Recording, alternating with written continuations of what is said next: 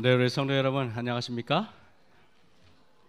우리 오늘 찬양 발표회에 우리 나가기 위해서 열심히 훈련하고 연습하는 우리 찬양대원들 또 여러분들 협력자들 감사합니다. 오늘 오후 3시부터 있는데 이따 여러분들이 차량을 저희 때 마서초등학교 빌렸거든요. 거기다 좀 우리 성도님처럼 좀 빼주시면 감사하겠습니다.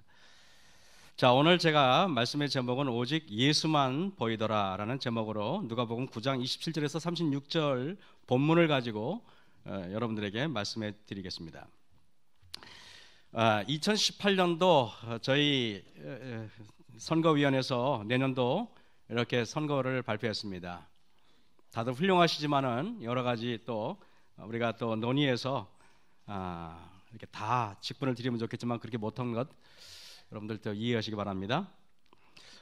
올해 내년도 수석장로님으로 우리 강동석 장로님이 유임되셨는데 참 우리 덕장으로 교회를 잘 이끌어주신 우리 강 장로님 내년 또 수고하게 됐습니다. 그리고 또 우리 선교회장으로 뽑힌 우리 이강계 장로님 내년도 또 부탁드리겠습니다. 사실상 동정원 합회 총회와 교회의 선거위원회는 같은 것입니다. 우리가 오늘 총회를 개최한 거나 마찬가지인 것입니다. 그런데 우리는 매번 선거위원을 할 때마다 고민스러운 것은 어떻게 하면 변화와 개혁을 이루어낼 수 있는 진실된 인물을 뽑는가 하는 것입니다. 부흥과 개혁, 변화의 몸부림, 이 모든 변화들을 가장 잘 표현한 성경절이 제가 볼 때는 변화산에서 예수님의 변화가 아닐까 생각이 됩니다. 여러분, 여기 누가복음 9장 27절에 이렇게 말씀하십니다. 여기 섰는 사람 중에 12명의 제자가 섰습니다. 여기 12명의 제자 중에 죽기 전에 하나님의 나라를 볼 자들도 있느니라 그랬습니다. 그러면 12명 중에서 누가 하나님 나라를 볼 수 있을까요? 여기 보면은 누가복음 9장 28절 29절 말씀을 보면은 이 말씀을 하신 후 8일쯤 되어 예수께서 베드로와 요한과 야고보를 데리시고 기도하시러 산에 올라가사 기도하실 때 용모가 변화되고 그 옷이 휘어져 광채가 나더라 그랬습니다. 그러면 여러분, 하나님의 나라를 볼 자들은 12명 중에서 누구라는 말입니까? 베드로와 요한과 야고보입니다. 이 사람은 살아서 예수님의 그 영광을 볼 수 있는 특권이 있는데 나머지 유다는 제외하고 나머지 그 8명은 언제 본다는 말입니까? 죽은 다음에 보겠다는 것입니다. 저는 이 말을 현대 버전으로 말하면 여기 계신 분들 중에서 하나님의 나라를 볼 분도 계시고 보지 못하는 분도 있다는 말입니다. 여러분 그렇죠? 그러나 저는 우리 마석교 성도님들에게 부탁드리기를 여러분들 몽땅 다 하나님 나라를 보기를 간절히 바랍니다. 아멘 하신 분들만 바라보지 않았으면 좋겠습니다. 예. 그러면 여러분 이게 보면은 이래요. 도대체 그러면은 하나님께서 말씀하시기를 변화산에 올라가서 기도하실 때 용모가 변화됐다고 이야기합니다. 도대체 우리는 왜 기도를 해야 될까요? 하나님한테 건강의 축복을 달라고 기도할 수도 있겠고요. 또한 여러분들이 어떤 기도를 할까요? 재물의 축복을 달라고 기도할 수 있을 것이고 자녀들이 원하는 대학을 위해서 기도할 수 있겠지만 제가 여러분들에게 말하면 기도란 무엇인가 한마디로 기도하실 때 용모가 변화되었듯이 여러분의 모든 기도의 초점은 여러분의 용모가 변화되는 것, 다시 말하면 품성이 변화되는 것, 여러분의 마음이 변화되는 것에 초점을 맞춰서 기도하시는 저와 여러분이 되시길 간절히 바랍니다. 우리는요 마석시내에 사는 여러 믿지 않는 분들을 통해서 여러분들이 그리스도인인지 아닌지 알아보라고 말하면은 여러분들이 어떤 성경절을 줄줄이 꿰고 있는지를 통해서 그분들은 여러분을 판단하지 않을 것입니다. 여러분들이 현대 진리를 어떻게 아느냐에 따라서 여러분들이 진리를 가지고 있는지 없는지를 판단하지 않을 것입니다. 여러분들은 저나 여러분들은 사람들을 만날 때 용모가 변화될 필요가 있어요. 그래서 좀 더 우리가 부드럽게 말하고 부드럽게 표정 짓고 웃어주고 따뜻하게 손을 잡아주고 하는 것이 진짜 진리인 것입니다. 그러나 여러분, 우리는 예수님처럼 기도할 때 우리의 품성이 변화되고 우리의 마음이 변화되는 저와 여러분이 되시길 간절히 바랍니다. 신학은 현대판 바리새인들을 양성하는 학교로 전락해가고 있습니다.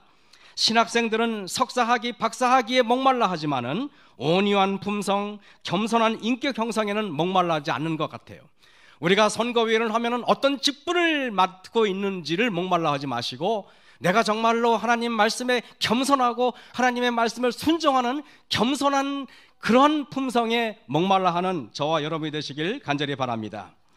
우리의 삶의 목적은 예수님처럼 온유한 사람, 오래 참는 사람, 인내하는 사람, 겸손한 사람, 따뜻한 사람, 남에게 용기를 줄 수 있는 사람이어야지 다른 사람을 판단하는 사람이 되어서는 안 되는 것입니다. 여러분, 변화산에서 베드로와 다른 두 명의 제자가 예수님과 다른 엘리야와 모세가 내려오는데요, 저는 이렇게 생각해요. 도대체 기독교는 뭐냐? 기독교의 진리는 사랑의 진리여야 되고요, 사랑에 의한 진리여야 되고요, 사랑을 위한 진리가 되어야 됩니다. 만약에 우리가 하나님을 믿는데 품성이 날카롭다든가, 아니면 굉장히 상당히 변론적이라든가, 아니면 비판적인 사람들은 그리스도인이 아닌 것입니다. 여러분, 모세는 여기에 보니까 예수님 옆에 한 사람은 모세, 한 사람은 엘리야였습니다. 모세는 하나님의 율법을 대표하는 사람이고요, 엘리야는 모든 선지자들을 대표하는 사람이었습니다. 모세는 모세오경을 썼고 욥기를 썼는데, 모세오경의 핵심이 뭔지 아십니까? 모세오경의 핵심은 결국에는 그리스도입니다. 그리고 엘리야는 선지자들을 대표하는데, 모든 선지자들의 말씀의 핵심은 뭔지 아십니까? 결국에는 그리스도예요. 그렇기 때문에 모세와 엘리야는 왜 변화산에 왔냐면 그리스도를 더 높이기 위해서 온 것입니다. 여러분들이 직분을 맡으면은, 내가 무슨 직분을 맡든지 저와 여러분들은 그리스도만 높여야 되는 것입니다. 요즘에 대형교회에서 목사 세습이 큰 문제가 되고 있습니다. 저와 이름이 비슷한 그 목사님도 아들에게 목회직을 세습해가지고 문제가 되는 경우가 있어요. 참 김일환이 낫지 김이환, 김사만 올라가면 무서운 것. 여러분, 왜 그렇게 됐을까요?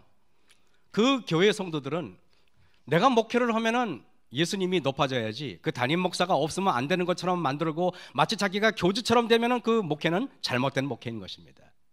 그래서 늘 나는 그냥 하나님의 도구에 불과하고, 언제든지 나는 하나님이 사용하시면 사용되어지는 것이고 아니면은 그만인 것이고 하는 사람으로 바뀌어야 되는 것입니다. 오늘 성경에서 여러분, 우리가 지금 모세와 엘리야가 있다가 그들은 사라지고 오직 예수만 거기에 남았습니다. 성경에서 그리스도를 보지 못하면 아무 의미가 없습니다. 창세기부터 요한계시록까지 이르는 각 책에서 그리스도가 없으면 성경책이라고 말할 수 없습니다. 그리스도가 빠진 성경은 고전 문학이 되고 맙니다. 생명을 주는 책이 아니라 교양도서가 되고 맙니다. 그리스도가 없는 구약의 말씀은 삼국사기나 삼국유사와 다를 바 없는 책인 것입니다. 우리 삶의 신앙에서 그리스도가 빠진 것이 있다면 무엇이 되겠습니까? 여러분, 2012년 총회 때 존경하는 남대공 목사님께서 오셔서 이렇게 이야기했습니다. 뭐라고 말씀하냐면은, 그리스도 없는 찬미는 옛 흘러간 노래요, 그리스도 없는 성전은 성황당이고, 그리스도 없는 안식일은 그저 토요일이고 의미 없는 휴일 뿐이요, 그리스도 없는 한국연합회는 미니종합청사요, 그리스도 없는 삼육대학은 삼류대학이고, 그리스도 없는 삼육의료원은 삼류의료원에 불과합니다. 삼육영어학원은 그리스도가 빠졌기 때문에 삼육영어학원을 전락해버리고 마는 것입니다. 여러분, 그리스도가 없는 시조사는 서울 한복판에 있는 절 이름과 비슷한 그냥 이상한 기관에 불과합니다. 그래서 그 당시 시조사 사장이었던 신규철 목사님께서 친구를 만나면 너 어디서 근무하냐 하고 명함을 주면 시조사에서 근무하니까 친구들이 그럽니다. 시조사라는 절도 있냐? 그러더래요. 여러분, 마석교회 14개의 소그룹이 있는데, 여러분들이 그리스도의 사랑과 온유와 겸손이 빠진다면 소그룹이 아니라 그냥 여러분들의 친목단체에 불과한 것입니다. 셰인 아이들만 목사님이 이제 칼럼을 썼는데, 이 목사님이 칼럼이 굉장히 참 은혜롭고 예리칼에서 제가 소개할까 합니다. 목회자들이 당장 그만둬야 할 5가지라는 제목으로 셰인 아이들만 목사님이 이렇게 칼럼을 썼는데 이렇게 말했습니다. 이 목사님은 목회자의 사명은 진리로 세상을 변화시키는 일이다 라고 전제했습니다. 목회자는 단순한 치어리더가 돼서는 안 된다 그랬습니다. 교인들을 기쁘게 하기 위해서 교인들을 흥을 돋구기 위한 사람으로 전락해서는 안 된다는 것입니다. 여러분, 목회자와 기독교 지도자들은 오늘날 교회의 영적 건강과 나라에 대해 책임을 져야 합니다. 우리는 더 이상 성도들을 성장시키기 위해서 마케팅 전략이나 연구하고 인구나 연구하고 캠페인이나 연구해서 어떤 성장 위주의 목회를 하는 것의 위험성을 그는 통찰하게 우리에게 경고했습니다. 그가 말하기를 복음에 물타지 마라. 진실은 교회 성도들의 마음을 상하지 않기 위해서 또 많은 성도들을 얻기 위해 종종 복음에 물을 탄다는 것입니다. 설교에서 심판에 대해 결코 언급하지 않으며 회개에 대해서 언급하지 않고 교인들의 마음에 버려야 할 죄악들을 설교하지 않는다는 것입니다. 여러분, 두 번째는 격려에 더 이상 초점을 두지 마라. 우리 모두는 격려가 필요한 사람입니다. 대부분이 세상에서 상처받고 세상에서 아픔을 가지고 교회에 오셨어요. 그러나 대부분의 사람들이 좌절감을 느끼고 상처가 회복되지 않는 이유는 뭐냐면 회개하지 않기 때문이라는 것입니다. 아직도 내 마음에 죄가 있기 때문에 마음에 평안이 없는 것이지 격려를 못 받았기 때문에 평화가 없는 것이 아니라는 것입니다. 그러므로 너희가 회개하고 돌이켜 너희 죄 없이 함을 받으라. 이같이 하면 새롭게 되는 날이 주 앞으로부터 이를 것이라 그랬습니다. 진실로 사람들을 돕고자 한다면 우리는 기쁨의 소식뿐만 아니라 듣고 싶지 않은 진리, 회개의 진리, 심판의 진리, 그 다음에 여러분 여러 가지 현대 진리를 우리는 즐겁게 들으셔야 되는 것입니다. 세 번째는 통속 심리학이나 최신 유행에서 설교 내용을 따오지 마라 그랬습니다. 우리가 부서짐과 겸손, 완전한 내려놓음이 일어나는 기도실에 들어가야 합니다. 기도가 없다면 교인은 전투태세를 갖춘 군대가 아니라 묘지가 된다고 이야기합니다. 여러분들이 기도하지 않고 여러분들이 겸손하지 않고 온유하지 않다면 이 교인은 단지 이상한 사람들이 모인 이상한 사교 집단에 불과한 것입니다. 기도가 없다면 설교자는 생명이 아닌 죽음을 만드는 것이다 하고 이엠 바우즈가 얘기했습니다. 진심 어린 기도가 없다면 그리스도의 몸은 시체가 된다. 교인은 무릎 꿇고 살지 않기 때문에 죽어간다 그랬습니다. 연말 기도주일이 이제 다음 주 월요일부터 있는데 만약에 여러분이 연말 기도주일마저 외면하고 새벽 기도에 나오지 않는다면 정말 여러분들은 도대체 무엇을 위하여 사는지 모르겠습니다. 여기 계신 분 한 분도 빠지 않고 연말 기도주일 우리 새벽 예배만 하겠습니다. 5시 반에 아무리 멀더라도 일주일 정도는 차 타고 올 수 있어요. 제가 강원도 홍천군 서삭에서 목회할 때 그때 원주에 있는 재림연수원에 홍강희 목사님의 그 설교를 듣고 너무나 감동을 받아가지고 제가 새벽에 5시에 예배가 있는데 그 말씀을 듣기 위해서 서삭에서 매일 4시에 출발해가지고 제가 재림연수원까지 2달인가 석 달인가 제가 계속 빠지지 않고 다녔던 적이 있어요. 여러분 서석에서 원주까지 가려면 1시간 이상이 걸려요. 새벽에 차가 막히지 않아도 1시간 이상이 걸립니다. 그 1시간 이상이 걸리는 1시간 거의 20분 걸려요. 그러면 쏜살같이 가야만 설교에 예배를 참석할 수 있었습니다. 여러분들이 마음만 먹는다면 아무리 멀어도 1시간 반 걸리는 분들은 없다고 저는 생각합니다. 네 번째는 설교의 주제가 성도들의 마음을 언짢게 할지에 대한 염려를 그만둬라 그랬습니다. 목회자는 이번 설교 주제가 성도들의 마음을 언짢게 하지는 않는가? 라기보다는 나의 침묵이 하나님을 화나게 하지는 않는가에 대해 자문해 보아야 한다 그랬습니다. 내가 여러분 지금 말씀하기에 바로 그거죠. 나의 침묵이 하나님을 노엽게 하지는 않는가에 대해서 자문해 보아야 된다 그랬습니다. 성도들의 비유나 마치고 성도들의 환심이나 살라고 하는 설교는 우리 하나님을 근심되게 하는 것입니다. 여러분 미국의 위대함은 어디에 기인하는가를 찾아보았다. 알렉시스 드 토크빌이라는 유명한 사학자인데요. 항구, 해변, 비옥한 들판, 끝없는 초원이나 금광, 광대한 세계 무역을 찾아보았다. 그러나 미국 교회에 갔을 때 설교의 메시지가 의로움으로 활활 불타고 있었다. 그때 비로소 그는 미국의 성공의 비결을 깨닫게 되었다. 미국은 선을 지향하기에 위대한 것이다 그랬습니다. 우리 마석교회의 희망은 하나님의 말씀을 여러분들이 어떤 태도로 받아들이는가였습니다. 하나님의 말씀에 늘 그냥 사탕 발린 말만 좋아하는 성도로 모여있다면 이 교회의 공동체는 금방 와야 되고 말 것입니다. 여러분들은 좀 더 높은 표준의, 좀 더 높은 수준의 말씀을 사모하는 저와 여러분이 되시길 간절히 바랍니다. 여러분, 우리 영락교회를 담당하신 한경진 목사님이 계셨어요. 해방 전 평안북도 신의주에 6명의 유명한 목사님이 계셨습니다. 그 6명의 목사님들을 순위로 매긴다는 것은 이상하지만은 그 중에 설교를 잘하는 목사님도 계셨고, 그 다음에 뭐냐면 부흥 목사님도 계셨고, 여러 목사님들이 계셨습니다. 그런데 한경진 목사님은 그 중에 설교도 제일 부족했고, 치유의 능력도 제일 부족했고, 부흥사도 아니었습니다.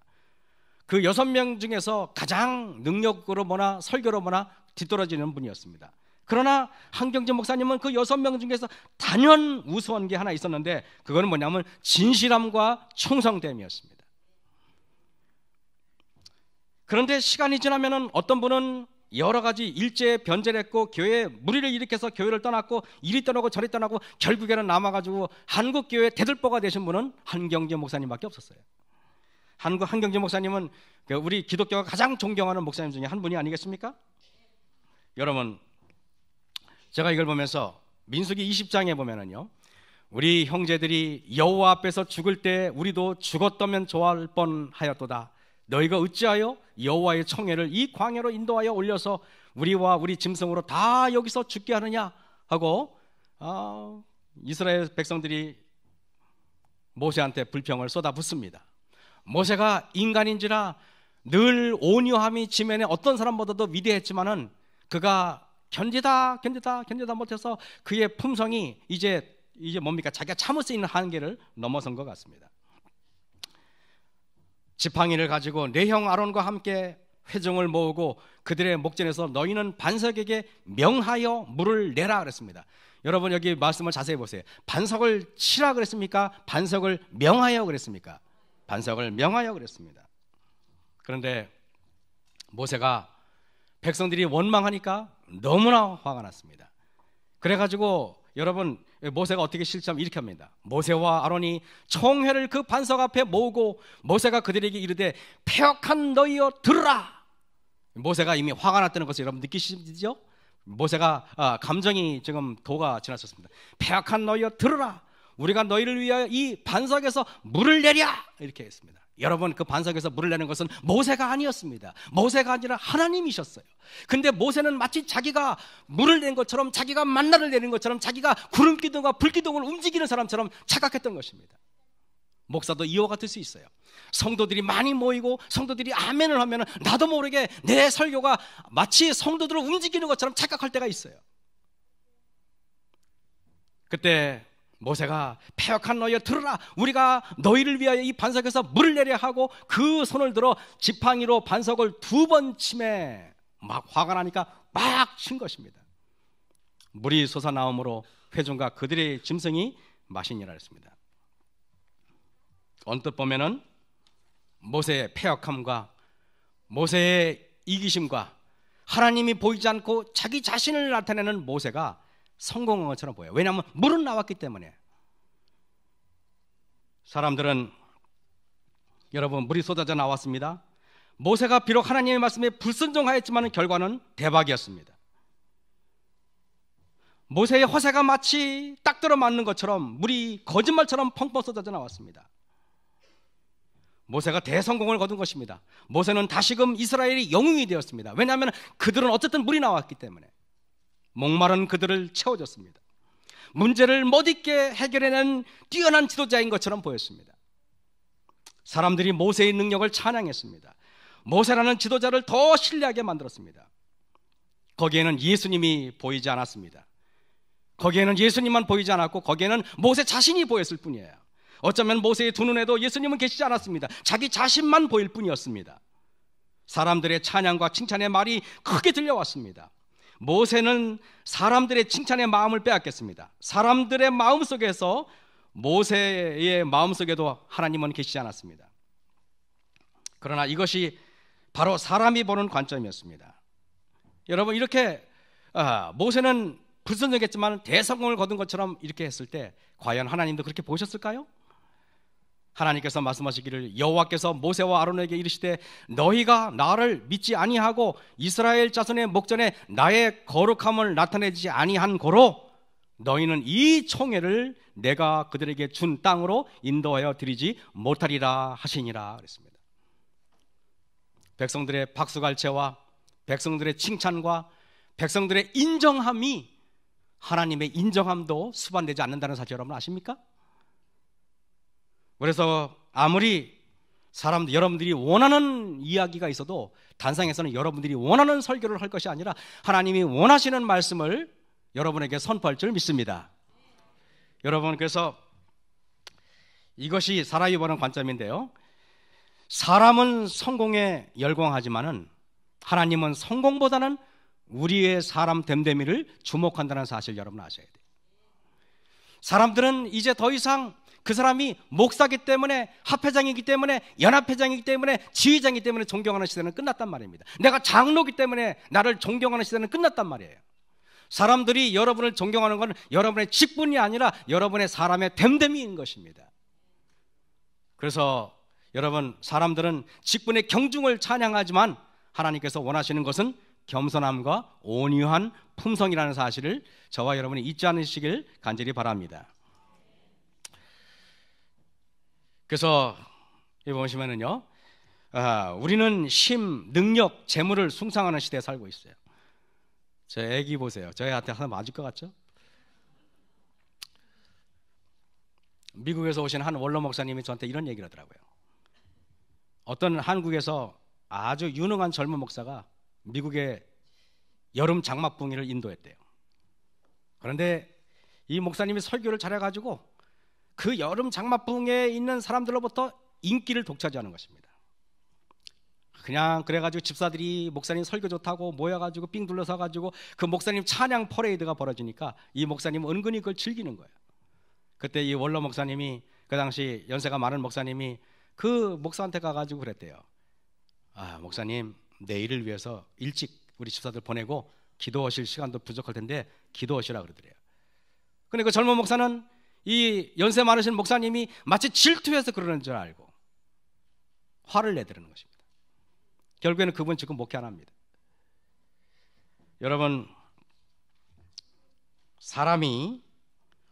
우리는 사람들로부터 어떤 눈에 보이는 것들을 추구하지만은, 그러나 하나님은 여러분의 마음속에 있는 내면의 진실함과 내면의 충성심, 그리고 겸손함, 온유함, 이런 것들을 여러분들이 하나님께서 보신다는 사실을 잊지 않으시는 여러분이 되시길 간절히 바랍니다.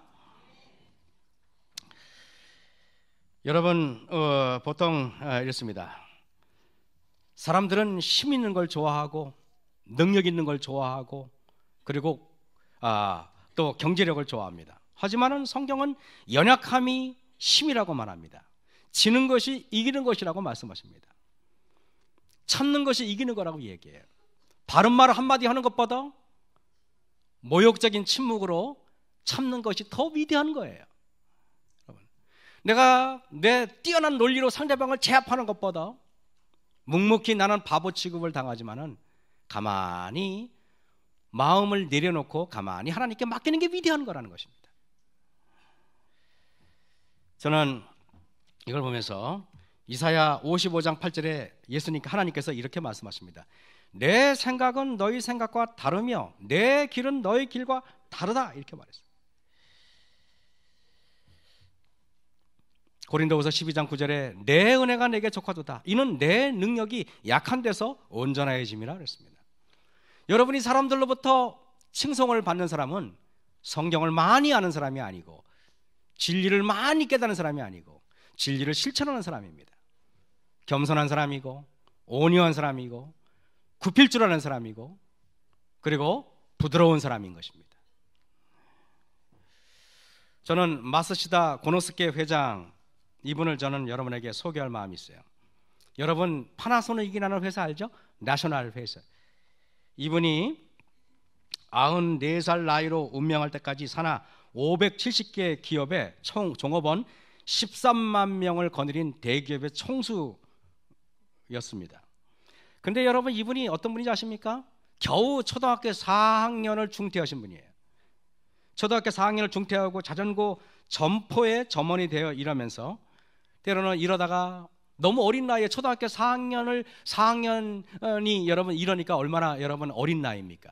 이러다가 엄마가 보고 싶어가지고 눈물 흘리던 그런 나약한 소년이었습니다. 그러던 그는 85년이 지난 후 일본 굴지의 기업 총수가 되었는데 어느 날 직원이 마쓰다 회장에게 물었습니다. 회장님은 어떻게 하여 이처럼 큰 성공을 거두었습니까? 마쓰다 회장은 자신이 3가지 하늘의 큰 은혜를 입었다고 얘기했습니다. 그 3가지 큰 은혜가 뭐냐고 말하니까 이렇게 말했습니다. 첫 번째는 가난한 것이요, 두 번째는 허약한 것이요, 세 번째는 못 배운 것이라고 얘기했습니다. 여러분, 어떻게 가난한 것이 축복이 되고 허약한 것이 축복이 되고 못 배운 것이 축복이 될 수가 있겠습니까? 그러나 마쓰다 고노스케 회장은 내가 하나님으로부터 받은 축복은 가난한 것이요, 허약한 것이요, 그 다음에 못 배운 것이다 그랬습니다.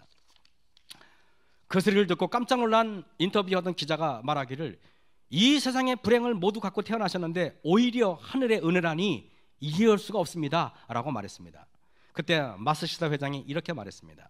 나는 가난 속에서 태어났기 때문에 부지런히 일하지 않고는 잘 살 수 없다. 또 약하게 태어난 덕분에 건강의 소중함도 일찍이 깨달아 몸을 아끼고 건강에 힘써 지금은 80이 넘어서도 30대의 건강으로 겨울철 냉수마찰을 한다네. 또 초등학교 4학년을 중퇴했기 때문에 이 세상 모든 사람들을 나의 스승으로 받아들여 배우는 데 노력하며 많은 지식과 상식을 얻었다네. 여러분의 약함과 여러분의 부족함이 오히려 자랑이 되는 저와 여러분이 되길 간절히 바랍니다. 여기 앉아 계신 분들도 때로는 말하지 못할 여러 아픔이 있는 분들이 있어요. 못 배우신 분도 계실 것이고, 건강에 또 허약함을 가지고 계신 분도 계실 것이고, 경제적인 축복을 받지 못한 분도 계실 것입니다. 하지만 여러분, 두려워하지 마시기 바랍니다. 여러분의 약함이 강함입니다. 왜? 그 약함 때문에 우리 주님을 부여잡기 때문에 그렇습니다. 약함 때문에 내 마음에 오직 예수님만 계시기 때문에 그런 것입니다. 예수님만 붙잡고 가는 여러분과 제가 되기를 간절히 바랍니다. 그래서 저는 산하 570개 기업의 종업원만 13명의 거대 기업을 거느리는데, 제가 이분에 대해서 잠깐 한번 소개할 마음이 있습니다. 1989년 일본의 기업인 마쓰다 고노스케가 94세를 일기로 세상을 떠났다. 2만 명이 넘는 조문객들이 그의 장례식을 찾았다. 미국 대통령 조지 부시는 마쓰다를 전 세계 사람들을 감동시킨 사람이라고 추모했다. 마쓰다 고노스케는 초등학교도 제대로 마치지 못한 무학의 경영인이었다. 나셔널과 파나소닉 브랜드를 개척해 세계적인 브랜드로 키웠고, 일생에 걸쳐 570개 계열사를 거느린 세계 20위권의 다국적 기업을 일궈냈다. 소켓 개발을 시작으로 가전제품 생산의 한 길을 걸어온 마쓰다 고노스케. 1, 2차 세계대전과 2차례 큰 불황을 넘어온 그의 삶은 일본이 세계 경제의 중추로 떠오른 과정이기도 했다. 경영의 신으로 추앙받는 마쓰다 고노스케. 그는 일평생 인간을 아끼고 키우고 배운 리더였다.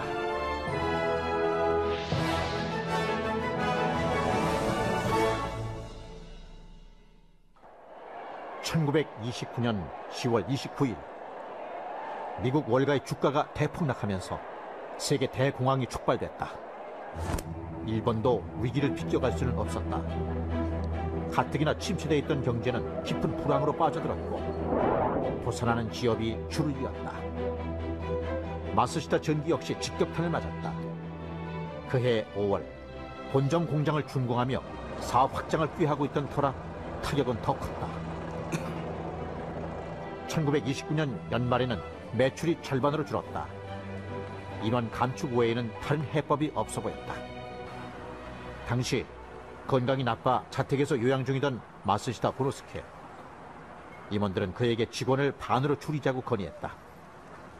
하지만 그가 내놓은 처방은 모두의 예상을 뒤엎는 것이었다.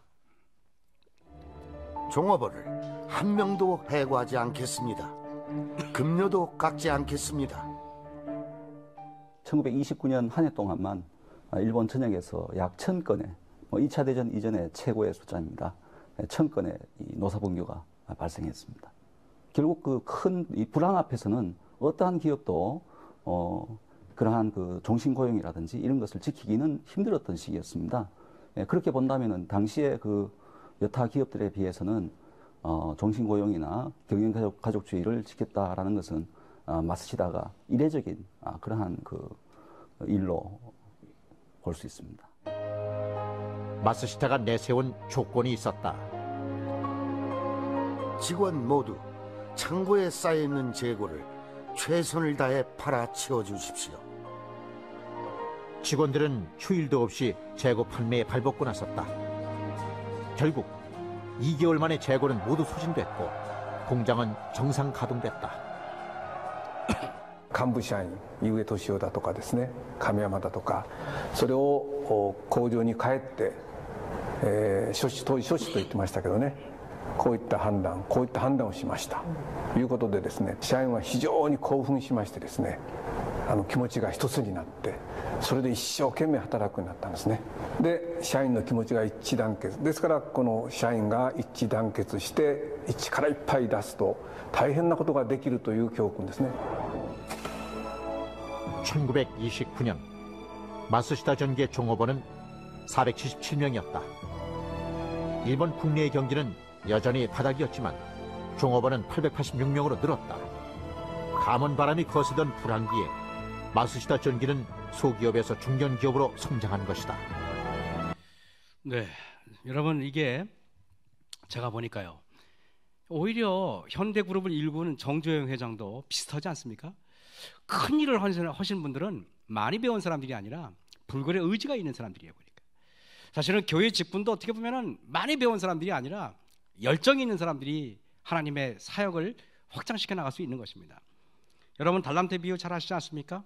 예수님이 5달란트를 준 사람, 3달란트를 준 사람, 그 다음에 2달란트를 준 사람, 1달란트 준 사람이 있었어요. 그런데 5달란트 준 사람은 열심히 사업을 해가지고 5달란트의 이문을 남겼고 3달란트를 준 사람도 열심히 일을 해서 3달란트를 남겼습니다.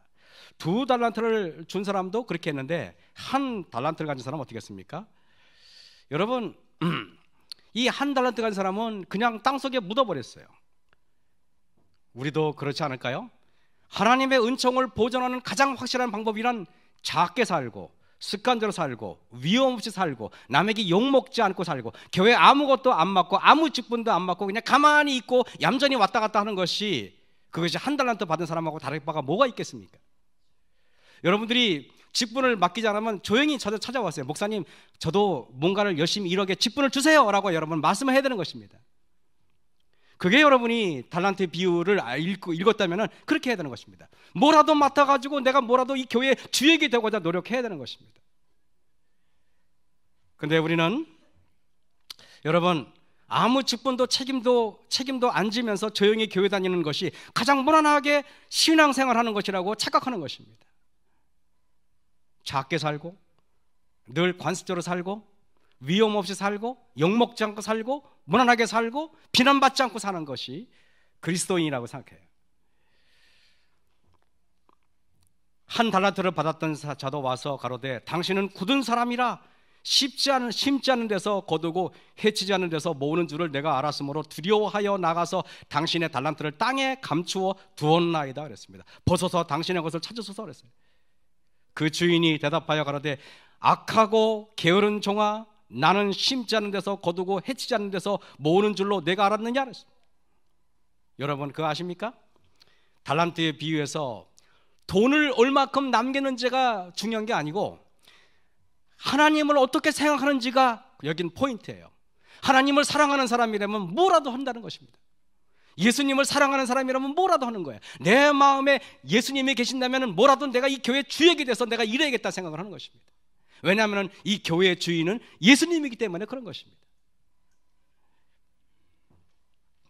저는 여러분들이 직분을 맡고 안 하겠다는 분이 한 분도 없었으면 좋겠어요. 제가 어떤 교회에 가니까 그 교회는 그때 선거위원회 발표했어요.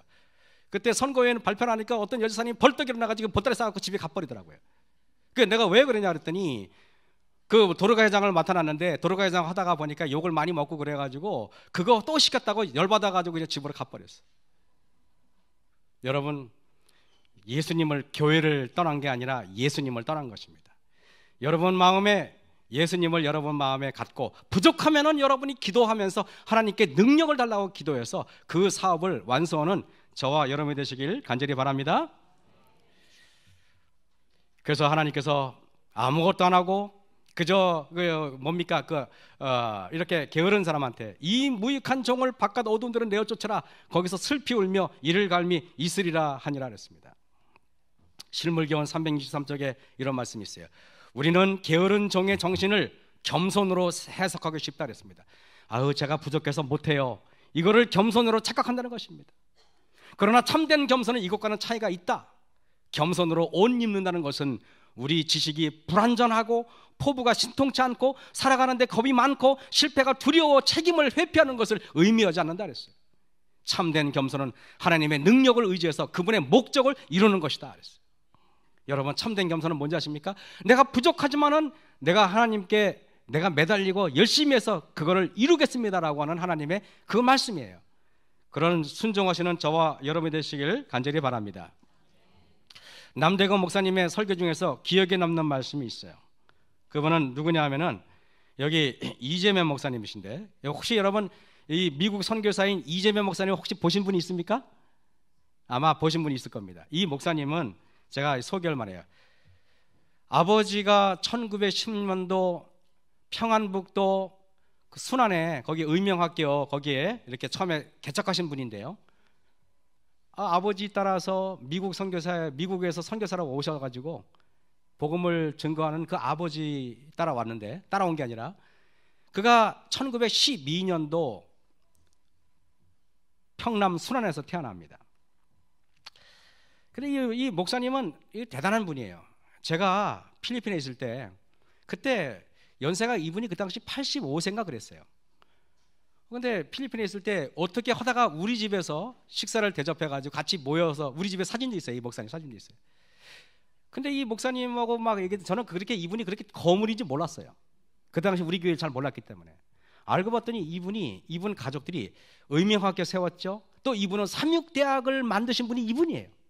그리고 필리핀의 마운틴뷰 대학을 만드신 분도 이분이에요. 여러분, 그래서 삼육대학 가면은 그 호수 있죠. 호수 있으면은 거기에 보면은 여기 그 뭡니까? 이게 이 삼육대 호수에 보면 여기 제명호라고 돼. 제명호. 이 제명호가 바로 이재명의 그 제명을 따가지고 제명호라고 만든 것입니다. 근데 여러분, 이 목사님이 이제 한 번은 삼육대학교 초대 학장을 역임했던 그 이정근 교수가 말하기를 이렇게 말했습니다. 그는 외모로는 미국인이었지만은 속은 철저하게 한국 사람이었다 그랬습니다. 한국에서 태어났고 한국에 자랐기 때문에 한국말은 여러분과 저보다 더 잘합니다. 근데 이분은 평양 사투리를 써요. 평양 그쪽에서 태어났기 때문에. 한 번은 이분이 이제 미국에 계실 때 우리 재림교인들 찾아가서 인사드리잖아요. 삼육대학 얘기만 나오면 눈물을 두루루 흘려. 삼육대학 얘기만 나오면 눈물을 흘리고 한국교회 얘기만 나오면 눈물을 흘리시는 분이에요. 왜냐하면 한국을 너무나 사랑하시는 분이에요. 평생을 한국에 목숨 바친 이분들이잖아요.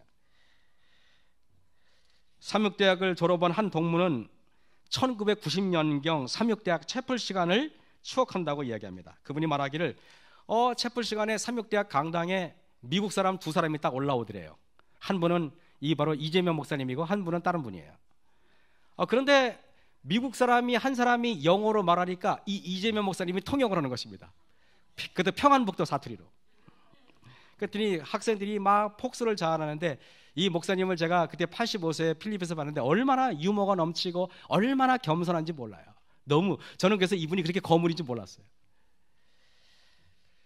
이 삼육대학교 처음에 1949년부터 1954년 동안에 이분이 삼육대학교 일대 학장이었습니다. 일대 학장이었고, 그리고 그 동생 동생이 이다니엘 목사님이 2대 학장이에요. 그 친동생이 2대 학장입니다. 어쩌면은 삼육대학에 이분이 정말 삼육대학 부지를 구입한 것도 이분 때 구입한 거예요. 그래가지고 오야뽕 그 산에서 이렇게 그 전체를 보고 결정했다 그래서 오야뽕 올라면 이분의 그 어떤 그 기념비가 있어요. 한 번은 이 이재명 목사님이 평양에서 여름에 버스를 타고 어디로 가려고 하면은 서양 사람들 팔뚝에 원래 이렇게 털이 많잖아요, 그죠? 예, 털이 많으니까 이 사람이 한국말을 잘하는지 모르니까 그 한국 학생들이 짓궂어 가지고 그 버스 타면 이렇게 털이 있으니까 학생들이 이렇게 이재명 목사님의 팔을 이렇게 문대면서 와, 털 많다. 와, 정말 털 많다. 털이 많아서 꼭 개 같다 그랬습니다. 한국 사람인지 모르니까 한국말 못하는 줄 알고 털이 많으니까 개 같다 그랬어요. 그랬더니 이재명 목사님이 부드럽게 웃으시면서 그 학생의 팔을 이렇게 쓸어내면서 뭐라 하는지 아십니까? 그냥 와, 털없다. 와, 털없다. 그래서 꼭 뱀 같다.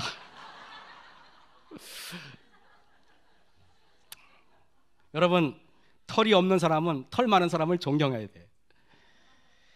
털 많은 사람은 털 없는 사람을 존경해야 됩니다. 성경에서는요, 에서는 털이 많았고 야곱은 털이 없었어요. 근데 우리는 성경에서 에서보다는 야곱이 훌륭한 사람이잖아요. 그래서 털이 없는 사람이 훌륭한가 보다 하면 또 엘리야는 털이 많은 사람이에요. 엘리야는. 저는 그래서 이걸 보면서 저희가 대답하되 그는 털이 많은 사람인데 허리에 가죽띠를 띄었더이다. 왕이 가로되 그는 지스 사람 엘리야로다 그랬습니다. 엘리야는 털이 많아요. 여러분, 털이 많건 적건, 지식이 많건 적건, 키가 크던 작던, 능력이 있던 없던 우리는 예수님 안에서 하나여야 됩니다. 우리 마음에 예수님이 계시다면 다른 거 다 필요 없어요. 우리의 삶에서 나 자신의 모습들은 전혀 없어져야 됩니다. 그래서 돈 많은 사람은 돈 없는 사람을 멸시하지 말아야 돼요. 많이 배운 사람은 적게 배운 사람을 멸시하지 말아야 돼요. 저같이 키 큰 사람은 키 작은 사람을 멸시하지 말아야 돼요. 그것이 우리가 나아가야 할 옳은 방향입니다. 이 교회 공동체는 오직 예수님만 한 분 딱 계시고 그분처럼 살아야 돼요. 그래서 그분처럼 여러분, 내가 외향적으로 보이는 것이 어떻든 우리는 서로가 서로를 존중하고 오직 예수님 대하듯이 해야 할 필요가 있는 것입니다. 한 번은 그 남대국 목사님께서 말씀하시기를 어떤 학생이 왔는데 머리를, 나는 그걸 못 찾아갔는데 이게 딱 4등분 해가지고 여기는 노란 물, 여기는 빨간 물, 여기는 파란 물, 여기는 까만 물로 물들였대요. 머리를 4등분 해가지고. 그래가지고 삼육대학에서 난리가 났습니다. 난리가 나가지고 막 그때 우리 유광욱 교수님도 그때 계시는지 잘 모르겠지만은 그래가지고 그 학생을 정학시키자고 이렇게 교무처에서 막 난리가 난 것입니다. 그때 남대구 목사님이 뭐라고 말씀하셨냐면은 머리 색깔을 가지고 정학을 시킨다는 법칙이 어디 있습니까? 그랬대요. 그냥 내버려 두세요. 그랬대요. 그리고 남대구 목사님이 진짜 지나가다 보니까 한눈에 띄잖아요. 머리가 이렇게 4등분 해가지고 여기는 노랗고 여기는 빨갛고 여기는 파랗고 여기는 검으니까 불렀대요. 너 일로 와라 그랬대요. 그랬더니 애가 왔어요. 그랬더니 야, 너 머리 참 희한하다 그랬대요, 목사님이. 그리고 웃으면서 그냥 등을 두드리고 보냈대요. 그랬더니 걔가 나중에 2개월 후에 봤더니 머리를 다시 검은색으로 염색을 했다는 것입니다. 여러분, 그러면서 그 친구 하는 말이 목사님 죄송해요. 다시는 안 그럴게요 그러더래요. 여러분, 우리가 교회에 와서 때로는 귀걸이하고 오신 분도 있고 반지 끼고 오신 분도 있고 목걸이하고 올 수도 있고 또 찢어진 청바지를 입고 올 수도 있어요. 그래서 여러분들은 그분들에게 색안경 끼고 이상한 눈으로 보지 마시고 그리스도처럼 바라보시고 오직 그 안에 예수님만 바라보시는 저와 여러분 되시길 간절히 바랍니다. 예수님께서는 이 세상에서 손가락질 받는 세리와 창기들을 용서하시고 그들에게 따뜻한 복음을 나눠주셨습니다. 예수님은 사람들을 차별하지 않으셨어요. 어떤 누구라도 그분 옆에 가면 평안했습니다. 동네 사람한테 손가락질 받던 사마리아 여인도 우리 예수님을 봤을 때는 마음이 편안했어요. 가늠하다가 붙들려가지고 사람들로부터 돌 맞아 죽을 뻔한 그 여자도 예수님 앞에 와서는 고향 같은 마음을 느꼈어요. 어머니 품속보다 더 따뜻한 걸 느꼈습니다. 우리는 우리 마음에 우리가 직분을 받아들이면서 오직 예수님만이 답입니다. 오직 그분만이 사람을 변화시키고 사람의 허망한 교육이 우리의 자녀들을 바로잡지 못할 때 예수님의 말씀이 조용히 그리고 아주 깊게 우리 자녀들을 변화시키고 우리들을 변화시키고 교회를 변화시키는 것입니다. 아무쪼록 외향적인 것이 우리의 주목거리가 되지 않고 오직 예수님만 바라보는 저와 여러분이 되시길 바라면서 우리 말씀 마치겠습니다.